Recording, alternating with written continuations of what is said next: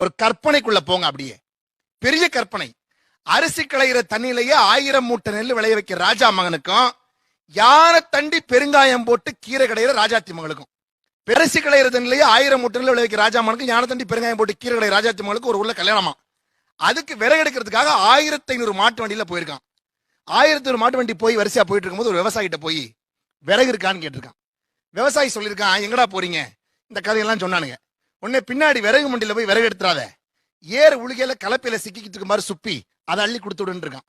அந்த ஏறு உழுகையில கலப்பையில சிக்கிக்கிட்டு இருந்த சுப்பியை மட்டும் அள்ளி கொடுத்து விட்டு 1500 மாட்டு வண்டி பத்தாம இன்னொரு 1500 மாட்டு வண்டி 3000 மாட்டு வண்டியில விறகு போயிருக்குங்க. அப்போ அந்த விறகு மண் ரோட்ல போனதுனால தாங்காம போயிருச்சு. அப்போ ஒரு விவசாயியை கூப்பிட்டு போகணும் வழி சொல்லணும்னு அவன் பின்னாடி இருந்தவனை கூப்பிட்டு, நேத்து ஒரே ஒருத்தன் மட்டும் சாப்பிட்டு வச்ச மிச்சச்சோறு எடுத்துறாத, நீ முந்தானத்து ஒருத்தன் சாப்பிட்டு மிச்சச்சோறு வச்சான்ல அதை மட்டும் கொண்டாந்து இந்த பள்ளத்துல கொட்டுன்னு இருக்கேன். அவன் வச்ச மிச்சச்சோரை பள்ளத்துல கொட்டணும்னு ரோடு சமமாயிருச்சு. இந்த 3000 மாட்டு வண்டி கிராஸ் பண்ணி போகுது. பசும் பால் ஆறா ஓடிட்டு இருக்கு. இதை தாண்டி போக முடியாம நிக்கிறாங்க. அப்போ ஒரு விவசாயிட்ட போய் போகணும்னு அவன் பின்னாடி இருந்தவனை கூப்பிட்டு, மச்சுக்குள்ள இருக்கிற எந்த பூனைக்குட்டியும் திறந்து விட்டுறாத, குச்சுக்குள்ள இருக்கிற ஒரே ஒரு பூனைக்குட்டியை மட்டும் திறந்து விட்டு இருக்கேன். அந்த ஒரே ஒரு பூனை வந்து பாலார பூரா குடிச்சிட்டு பேசாம போய் படுத்துருச்சு. இந்த 3000 மாட்டு வண்டியும் பாலார தாண்டினோன்ன ஒரு பெரிய ராஜாளி கழுகு ஒண்ணு வந்து 3000 மாட்டு வண்டியிலையும் பூட்டியிருக்கிற 6000 காளை மாட்டையும் ஒரே கவ்வா கவ்வி ஒரு பெரிய ஆலமரத்துல இருக்கிற சின்ன கொப்புல கொண்டே வச்சிருச்சு. பெரிய ஆலமரத்துல இருக்கிற சின்ன கொப்புல கொண்டே வச்சிருச்சு.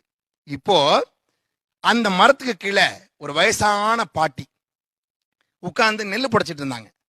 ஒரு வயசான பாட்டி நெல்லு புடைச்சு, ஐயோ மரம் இப்படி ஆடுதே அப்படின்னு ஒரே ஒரு நரமுடிய பிச்சு அந்த மரத்தோட சேர்த்து அந்த கிளையை கட்டி வச்சுச்சான்.